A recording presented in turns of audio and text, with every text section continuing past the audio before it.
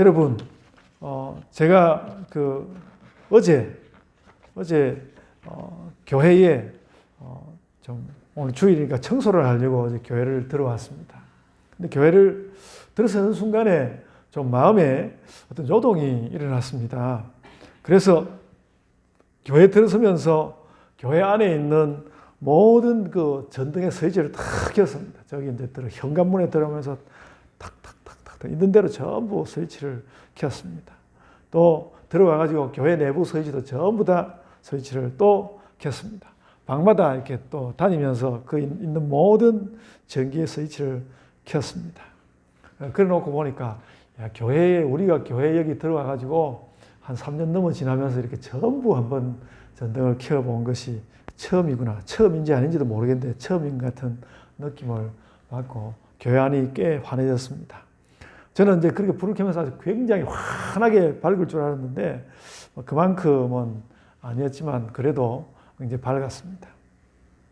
그렇게 모든 불을 켜서 제가 그 전등들이 저를 위로하기를 이렇게 바랬던 것 같습니다. 전등들에게 제가 위로를 받고 싶었습니다. 이것이 제 이야기만은 아닐 것입니다.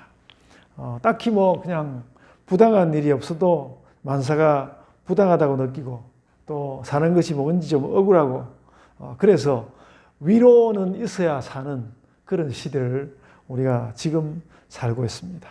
본문은 그런 우리에게 큰 위로입니다. 오늘 설교 내용을 만들어가는 데 있어서 저에게 제일 중요한 경험은 오늘 본문 1절을 읽은 것입니다. 오늘 본문 1절을 읽은 것입니다. 1절 말씀이 하나의 그림처럼 제 마음에 이렇게 들어왔습니다. 너희의 하나님이 이르시되 너희는 위로하라 내 백성을 위로하라. 그런 그 느낌이 하나의 그림처럼 저에게 이렇게 마음에 들어왔습니다. 하나님의 이 말씀에는 하나님의 감정이 한가득입니다. 위로하라는 말부터 따뜻하고 또 내 백성이라는 말에도 따뜻함이 가득 배어 있습니다. 내 백성 배어 있습니다. 또 하나님은 그냥 보통 명사 하나님이 아니고 너희 하나님입니다. 나의 하나님, 너의 하나님, 우리의 하나님입니다. 그 하나님께서 아마도 온 세계를 향하여서 말씀하시는데 위로해라. 내 백성들을 위로해라. 내 백성들을 위로해라. 네가 누구라도 좋다. 어쨌든 내 백성을 위로해라. 내 백성은 내가 위로한다. 그런 말씀을 하나님께서 하시는 것 같습니다. 그래서 우리도 이런 말씀을 이렇게 읽으면서 하나님, 저에게도 이런 것이 좀 적용이 되었으면 좋겠습니다. 이런 말씀을 읽으면 뭔가 그 하나님의 위로가 좀 들어올 것 같은데 들어올 듯 말 듯 우리에게 좀 확연치 않은 그런 것이 좀 안타깝고 그렇습니다. 내 백성을 위로해라. 그 말이 나에게 탁 적용이 돼서 위로의 사건이 일어나기를 정말로 소원합니다. 제가 이 본문 말씀을 그래서 그렇게 이 본문 그 1절 말씀을 유심히 들여다보고 있는데 그 말씀을 이게 들여다보고 있던 시간이 금요일 오전이었습니다. 그날 아침에 여러분 금요일 혹시 지나간 금요일 아침을 기억하시는지 모르겠는데 지난 금요일 아침에 햇살이 참 좋았습니다. 햇살이 참 좋았습니다. 근데 그 햇살을 맞으니까 그냥 왠지 어머니 생각이 났습니다. 어린애들처럼. 그래서 제가 어머니 생각이 나서 어머니께 전화를 드렸죠. 어머니께 전화를 드렸더니 어머니께서 이제 제 설교 들으셨다고 제가 묻지도 않았는데 그런 말씀을 하셔서 제가 설교를 들으실 만한지 또 물어봤는데 저희 어머니께서 확신을 가지고 그렇다고 네 설교는 아주 쉽다고 전에 우리 집 앞에 있는 교회 목사님은 설교를 어떻게 어렵게 하는지 못 알아듣겠는데 네가 설교를 하니까 설교가 어찌 이렇게 쉽고 다 설명도 그렇게 잘하고 그러냐고. 그래서 제가 우리 어머니가 진짜로 그러시는지 그냥 듣기 좋으라고 그러시는지 모르겠는데 제 느낌에는 정말로 저희 어머니는 제 설교를 쉽게 느끼시는 것 같아요. 제가 설명을 잘 해준다고 그러시더라고요. 설명을. 그래서 여러분 앞으로 저에게 목사님 설교가 어렵다고 절대로 그런 말 하지 마십시오. 저희 어머니가 연세 많으셔도 쉽다고 하시는데 그런 이야기를 하셨습니다. 참 기쁜 말씀이었습니다. 그래서 이제 저희 어머니께서 이제 또 설 세우고 그러면 또 한 살 더 드시고 그래서 90세를 향하여서 가고 있는 어머니께 제가 어떤 그 어머니께 제가 말한 그 말씀을 가지고 어떤 성경 말씀이 저희 어머니께 위로로 다가갈 수 있다는 것, 큰 행복이다. 그렇게 느꼈습니다. 오늘 설교 준비하면서 그런 걸 느꼈습니다. 하나님께서 우리에게 복을 주어야 하는 의무를 가지신 건 아니잖아요.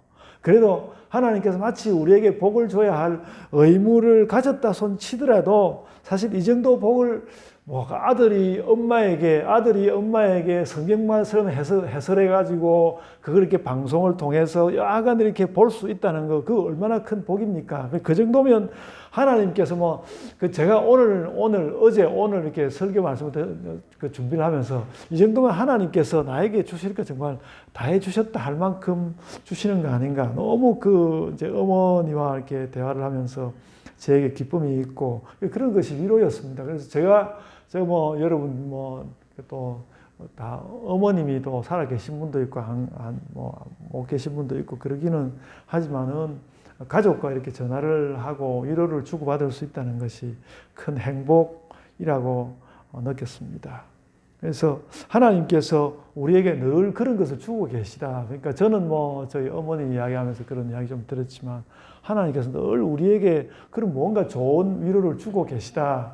그래서 하나님 이런 위로 주십시오 하는 기도도 좋지만 하나님께서 지금 나에게 이미 주고 계신 위로를 좀 잘 찾아봤으면 그런 생각도 많이 합니다. 이런 꿀 좋아하십니까? 저는 꿀 좋아합니다.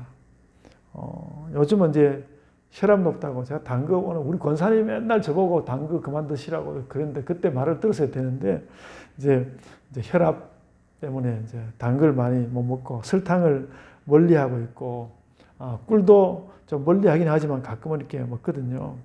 근데 이제 꿀을 이렇게 떠내면 꿀이 이렇게 늘어지잖아요. 그래서 그릇 끝 이런 데 자꾸 묻으니까 그릇 끝에 묻은 이렇게 꿀을 손으로 닦아가지고 혀에다 갖다 대면 저는 그 꿀맛이 정말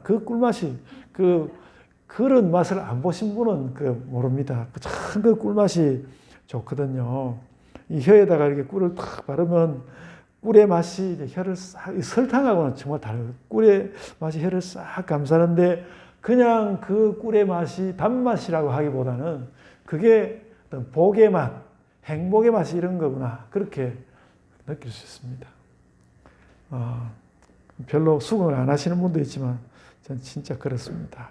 그래서 오늘 주제를 따라서 말하자면 꿀의 이 단맛이 저를 위로하는 그런 느낌이 있다고 제가 어떻게 이 위로의 이야기를 드릴까 싶어서 이런 꿀 먹는 이야기를 제가 하고 있습니다. 여러분도 한번 실험 한번 해보십시오. 이 손가락에다 꿀 한 방울만 조금만 아주 조금만 한 0.1cc 정도만 해도 됩니다. 꿀 한 방울만 손가락에 묻혀가지고 혀에 살짝 문질러 보십시오. 그러면 우리가 칼에 손을 베었다거나 뜨거운 걸 만졌다 그래가지고 아픈 것이 몸에 쫙 파고들지 않습니까? 마치 그런 것처럼 단맛이 싹 이런 몸속으로 배어드는 것을 느낄 수 있을 것입니다.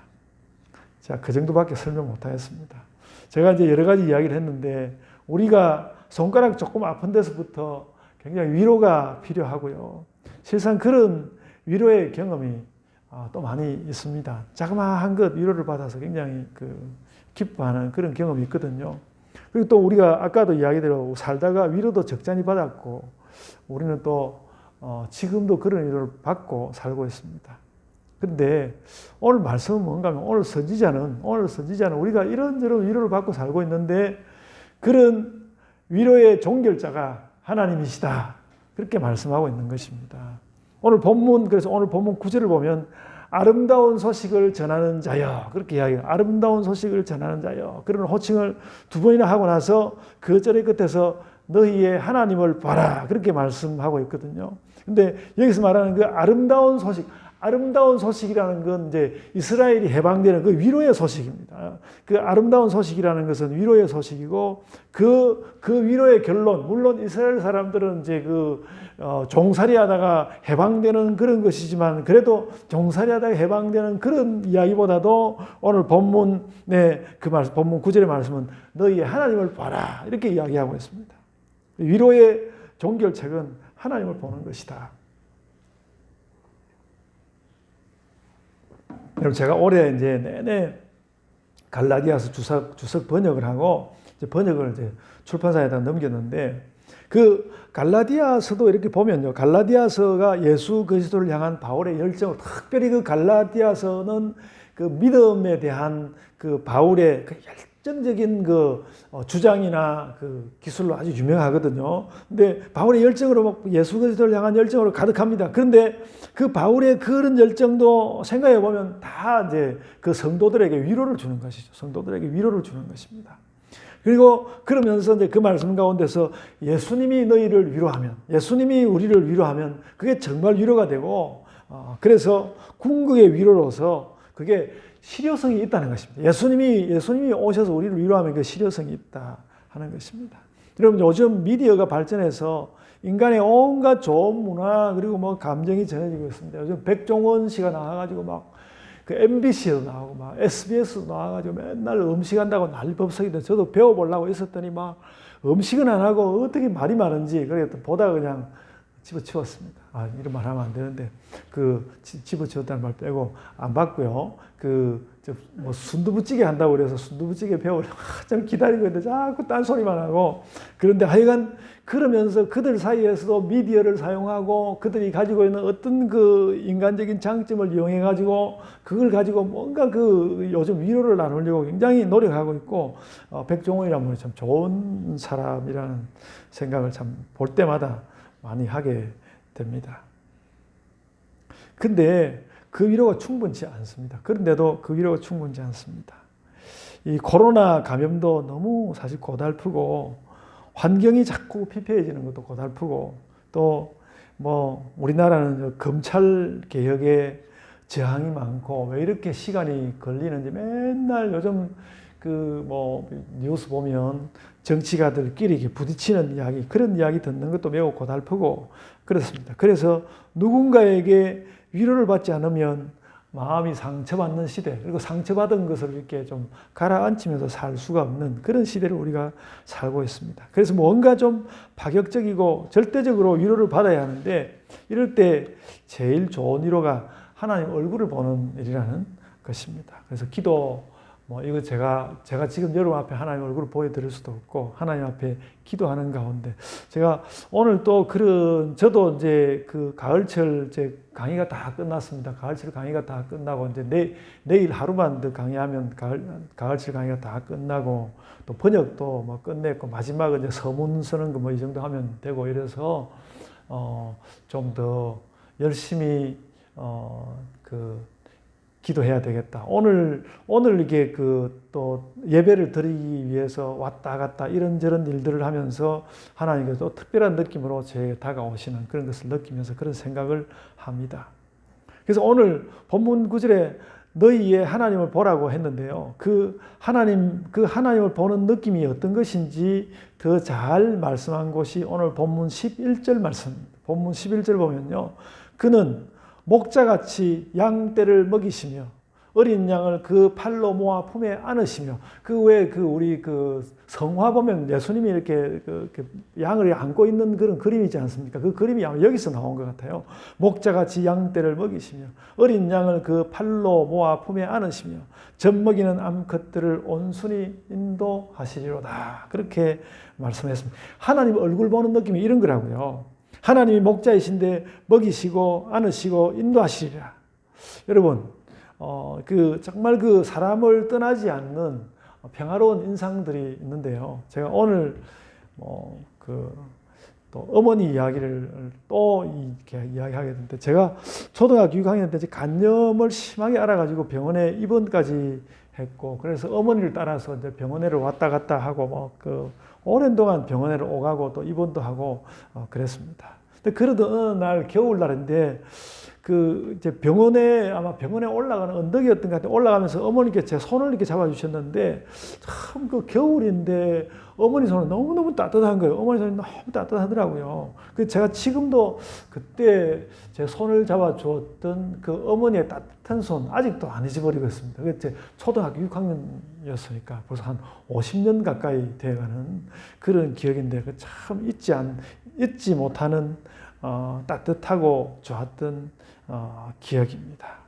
그래서 어린아이가 좀 감당하기 힘들었던 그런 병을 거쳐가고 있는 중에 그 손길은 뭔가, 그러니까 어릴 때 제가 기억하면 그게 뭔지 뭔가 그 마음속에 뭔가가 이래 오는데, 그게 저를 그때 위로를 했고, 뭔가 좀 엄마의 따뜻한 손을 만지면 이렇게 좀 하다 보면 뭔가 내 병도 나을 것 같고 말이죠. 아마 그런 생각을 하지 않았을까? 정확하게 그런 생각 아니어도 그랬던 것 같습니다. 어머니의 그 손길이 위로와 평화의 손길이었습니다.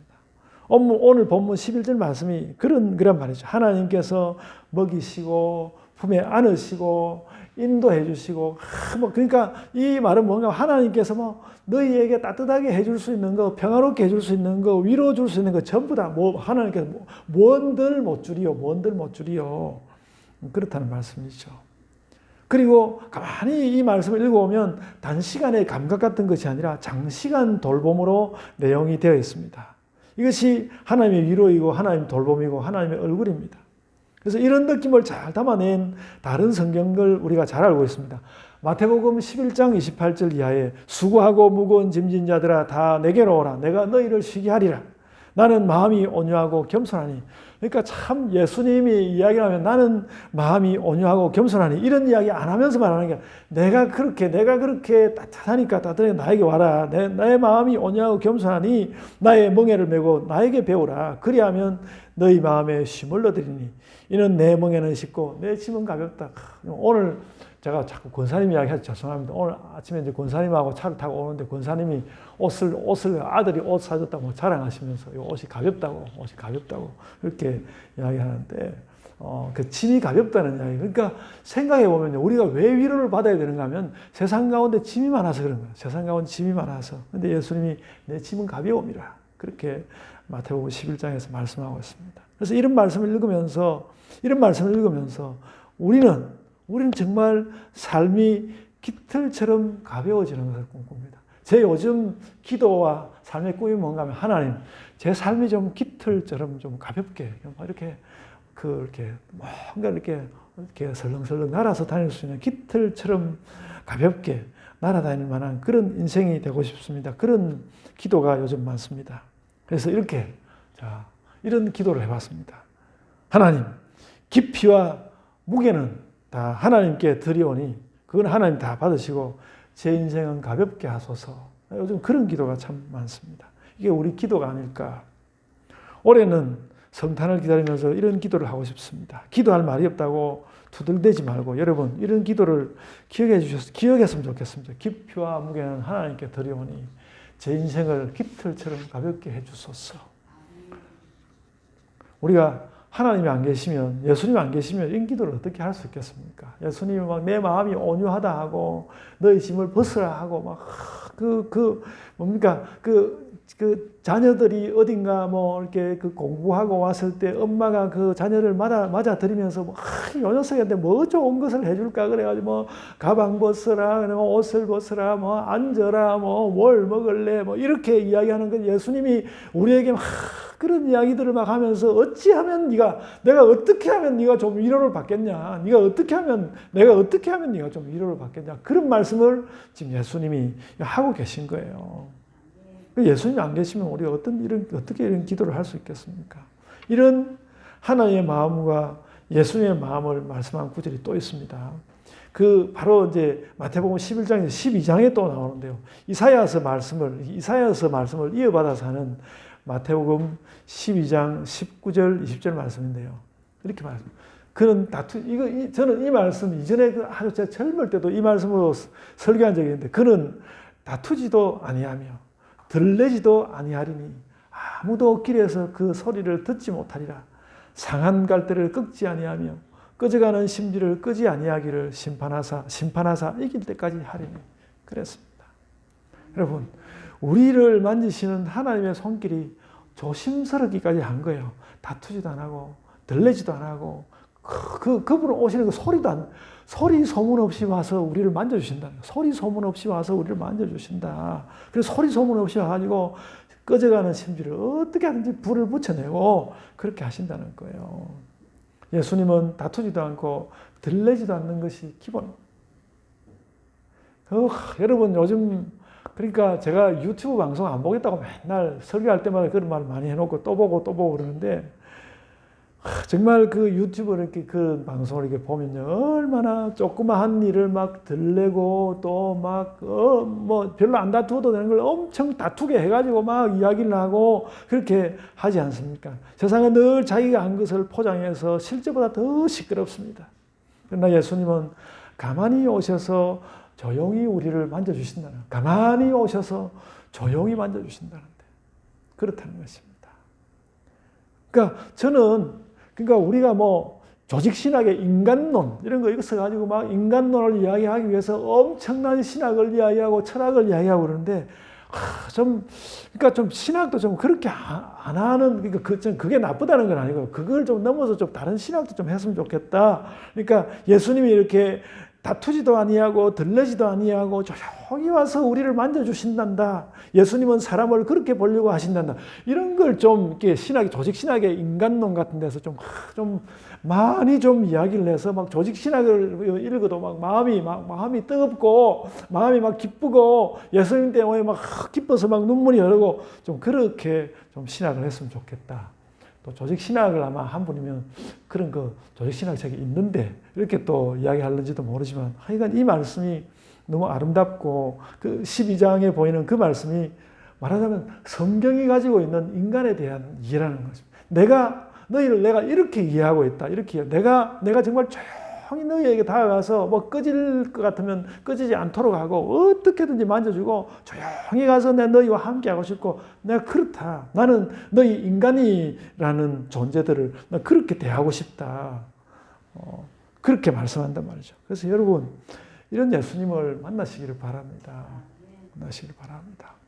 우리가 살다 보면 다투는 때가 오고야 마는데 근데 다투지도 들레지도 아니하고 꺼져가는 심지를 끄지 않으면서 생명을 돌보고 위로하고 안아주시고 만져주시고 동행하시고 지키는 그런 하나님 예수님이 있단 말이죠. 그분에게 위로를 받아야 되겠다. 이것이 우리 번잡한 삶에 성경이 주는 위로 말씀입니다. 하나님이 우리를 이렇게 이해하고 계시다. 우리는 그런 위로를 받고 싶은 마음이고 하나님은 또 주고 싶은 마음인데 그런 마음을 또 오늘 본문이 잘 보여주고 있습니다. 오늘 본문 3절과 4절에 보면요.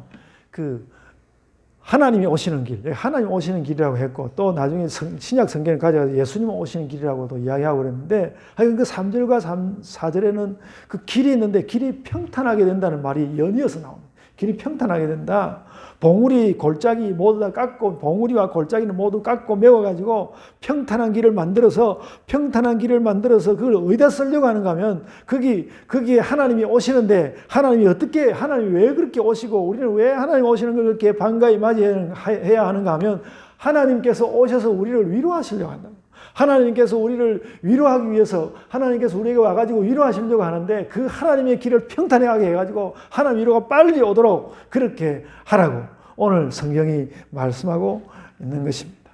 그래서 우리가 그냥 이게 별 생각 없이 읽으면 이게 큰 대왕께서 지나가시니까 아래 것들은 길을 열어라. 빨리 고개 숙이고 길 열어라. 그렇게 느낄 수 있겠지만은 그런 것보다는 약한 자들을 향한 위로가 뭔가 세상에는 제대로 이루어지지 않고 있는데 하나님께서는 정말 제대로 이루어지는 위로를 주기 위해서 우리에게 오고 있으니까 너희가 정말 어떻게든지 그 길을 평탄하게 해가지고 하나님께서 쾌속으로 우리에게 와가지고 하나님의 그 위로를 우리가 만나야 되지 않겠는가 그 말씀을 하고 있는 것입니다.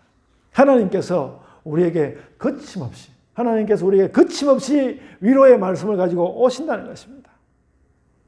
여러분, 평탄한 길을 따라서 거침없이 달려오는 하나님의 위로를 여러분의 눈으로 본 적이 있으십니까? 평탄한 길을 따라서 거침없이 달려오는 그 하나님의 위로를, 예수 그리스도의 위로를, 성령의 위로를 여러분의 눈으로, 여러분의 감정으로 만난 적이 있으십니까? 우리는 성령 충만으로 그런 것을 보아야 합니다. 우리가 그래서 그런 이야기를 하면서 살아야 합니다. 나는 오늘 나를 향해서 평탄한 길을 따라서 쾌속으로 달려오는 하나님의 위로를 보았어. 그런 고백이 우리의 마음에 또 우리의 대화에 일어나야 한다는 것입니다. 그런 하나님을 보고, 그런 하나님이 우리 마음의 눈, 그 시만이라고 하죠. 우리의 마음의 눈, 또 우리의 영적인 눈, 영안이라고, 우리의 시만과 우리의 영안에 그런 것이 보여야 합니다. 그게 신자의 행복이죠. 하나님께서 막 그 복을 가지고 우리에게 위로를 가지고 막 달려오시고 막 그 길을 평탄하게 만들어 가지고 막 쾌속으로 달려온다. 그런 하나님을 너희가 보았느냐? 오늘 성경은 우리에게 그렇게 묻고 있습니다. 여러분, 예수께서 그런 말씀하셨죠. 제자들이 전도를 하고 왔을 때, 예수님 참 그 말씀이 얼마나 대단하신지요. 제자들이 전도하고 왔을 때 예수님 뭐라고 말씀했는가 하면, 사탄이 하늘로부터 번개처럼 떨어지는 것을 내가 보았노라. 정말 제자들 격려하는 말로, 세상에 저는 아직 이런 말로 제자들, 제 학생들을 위로해 본 적이 없는 것 같은데, 기가 막힌 말. 제자들이 이렇게 전도를 하고 왔는데 사탄이 하늘로부터 번개처럼 떨어지는 것을 내가 보았노라. 그 예수님은 그 시만과 영안을 열어서 그런 걸 다 보고 계시지 않습니까? 우리도 그런 시만과 그런 영안이 있어야 합니다. 그래서 우리는 그 예수님이 그렇게 사탄이 떨어지는 것을 보셨다면 우리는 그 영안을 가지고 탄탄대로를 따라서 나를 향해서 거침없이 달려오는 하나님의 위로를 내가 보았습니다. 주님, 제가 그 하나님을, 주님의 그 위로를, 주님의 그 복주심을 내가 보았습니다. 이런 고백이 우리 안에 일어나기를 소원합시다. 그래서 여러분, 건강을 원하는 분들에게 하나님의 건강의 위로가 달려오기를 바랍니다. 저도 너무 건강을 원합니다. 지난 주일날 제가 그 집에 가가지고 뭐 그냥 아무 일 없이 컴퓨터를 탁 열려고 하는데 갑자기 막 손목이 막 칼에 찔린 것처럼 막 손이 아픈. 그래가 제가 한 30분을 또 사모님한테 또 이야기하면 사모님 막 걱정할 때 한 30분 깜짝을 못하고 그냥 손을 붙들고 이랬었는데, 하여간 병원에 갔다 오고 그랬는데, 병원 갔더니 뭐 나을 거라고 그랬는데 아직 좀 손목이나 우리 연세 많으신 어른들 죄송스럽지만 나이 60 넘어서니까 이전에 안 일어나는 일이 막 일어나고, 저도 뭔가 건강이 막 하나님 주시는 건강이 막 평탄한 길을 따라서 막 쾌속으로 와가지고 옛다 건강, 그렇게 하나님이 저에게 건강 좀 주시면 정말 좋겠습니다. 여러분, 납처럼 무거워진, 우리 인생이 요즘 납처럼 무거워요. 우리는 그 납처럼 무거워진 우리 인생에 깃털 같은 하나님의 삶의 위로가 달려오기를 막 펄펄펄펄 날아서 그 위로가 우리에게 달려오기를 바랍니다. 생각해보면 기초도 제대로 닦이지 않은 우리 삶이지만, 여러분, 제가 요즘 느끼는 게, 내가 젊었을 때 내가 좀 더 잘 살았어야 되는데, 그런 생각을 매일 하거든요. 매일 하는데, 그러니까 제가 왜 그런 생각을 하는 거예요? 제가 너무 삶의 기초가 없이 살았구나. 내가 뭐 삶의 기초도 없이 내가 이렇게 정말 내가 이렇게 살았구나. 그런 생각이 너무 많이 드는 거예요. 그 기초도 제대로 닦이지 않은 우리 삶이지만, 위로의 탄탄대로, 그래도 예수께서 그래도 좋다, 그래도 나는 달려간다, 그래도 나는 간다, 위로의 탄탄대로를 따라서 오시는 그 하나님을, 그 예수님을 우리가 만납시다. 그래서 우리 마음에 말이죠.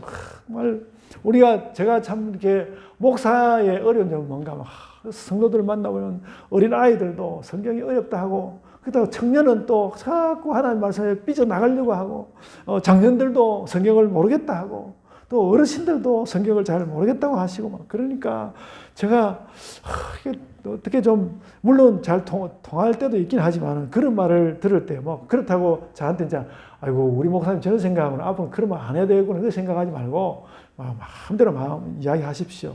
근데 제가 드리는 이야기는 뭔가 하면, 하나님께서 이렇게 탄탄대로를, 예수가 탄탄대로를 이렇게 달려오셔가지고 우리에게 복을 주시고 우리에게 위를 주셔가지고, 그래서 그 위로 주시는 하나님 때문에 막 우리가 하나님이 막 다 이해가 되고, 하나님이 다 이해가 되고, 예수님 뜻이 이런 것입니까? 예수님 뜻이 이해가 되고, 성령님께서 나하고 성령님께서 오순절 때 오셔가지고 지금까지도 성령님이 하늘로 안 가시고 이 땅에 계시단다. 성령님이 나와 동행하시는 그것이 실감되는 그런 위로가 우리에게 달려오기를 바랍니다. 하나님의 위로하시는 목소리를 다 들으시기를 바랍니다. 그래서 여러분, 당신의 위로의 목소리가 들립니다. 혹시 이제 기도할 때 그런 느낌이 안 들더라도 이런 기도를, 저도 이거 잊어버리고 걱정되는데, 여러분, 우리가 기도할 때 이런 하나님의 아들 예수 그리스도여 나를 불쌍히 여기소서, 그 이제 예수 기도라는 기도가 있지만 그 기도 말고도 이 기도를 좀 기억하세요. 당신의 위로의 목소리가 들립니다. 당신의 위로의 목소리가 달려오는 소리가 말발굽 소리처럼 들립니다. 우리가 이런 기도를 하면서, 그런 기도를 하면서 기도 가운데 나아가고, 우리 삶을 살 때 그런 기도를 가지고 하나님께 나아가기를 원합니다. 그런 기도 소리가 내 마음에 쟁쟁하고, 그 예수님 심령에도 막 예수님 심령에 이런 소리가 쟁쟁해가지고, 그래서 예수님 만나고 위로 얻는 그런 성도들이 다 되시기를 바랍니다.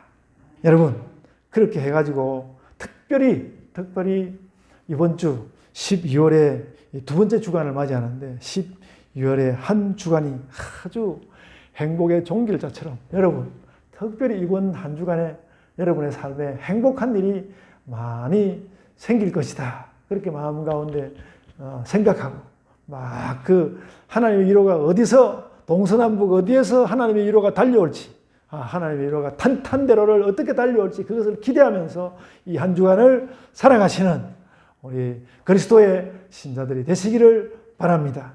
아멘. 기도합시다. 아버지 하나님, 은혜를 감사드립니다. 예수 그리스도께서 그 길을 평탄케 하여서 우리에게 달려오시는데, 그냥 오시는 것이 아니고 우리에게 위로를 한가득 가지고, 우리에게 주실 복을 한가득 가지고, 우리에게 주실 건강을 한가득 가지고, 우리에게 주실 그 살림을 한가득 가지고 오시는 그 예수 그리스도의 말발굽 소리를 저희들이 듣는 이 한 주간이 되게 하여 주시옵기를 원하옵나이다. 주님이 온 세상이 위로를 기다리고 있습니다. 주님, 저희가 예수 그리스도를 믿는 우리가, 예수 그리스도의 위로를 전하는 저희가 정말로 세상에 나아가서 어찌하면 이 위로의 소리를 전할까, 그런 심령으로 저희들이 살게 하여 주시옵기를 원하옵나이다. 주님, 어찌하든지 이 코로나 바이러스 이 시기가 빨리 지나가게 해 주옵소서. 주님, 신속히 치료도 우리가 사용할 수 있게 나오고, 또 백신도 우리가 사용할 수 있게 나오게 하여 주옵소서. 정치가들이 무엇을 감추고, 주님, 의사들이 무엇을 감추는 것이 아니라 환하게 털어놓고 우리에게 어떤 위로가 오고 있는지 그것을 알게 하여 주시고, 주님, 그보다도 예수 그리스도께서 우리에게 나오시는 그 나오심의 역사를 저희들이 기뻐하며 기다리는 그런 놀라운 역사가 저희들 가운데 나오게 하여 주옵소서. 이제 성탄절을 저희가 기다립니다. 아기 예수의 그 아름다운 그 눈빛처럼, 주님, 그런 아름다운 것이 저희에게, 그 아름다운 위로가 저희에게 올 줄 믿고 그리스도를 향하여 늘 눈을 들고 기도하고 아버지 하나님의 말씀을 듣기 원하는 아버지 하나님의 신자들이 되게 하여 주옵소서. 주님, 저희들의 그러한 삶으로 위로받고 새 힘을 얻어서 또 이전과는 다른 또 밝은 모습과 우리의 웃음을 가지고 살아가는 저희들의 그런 모습으로 아버지 하나님께서 영광받아 주옵소서. 감사하고 예수님 이름으로 기도드리옵나이다. 아멘.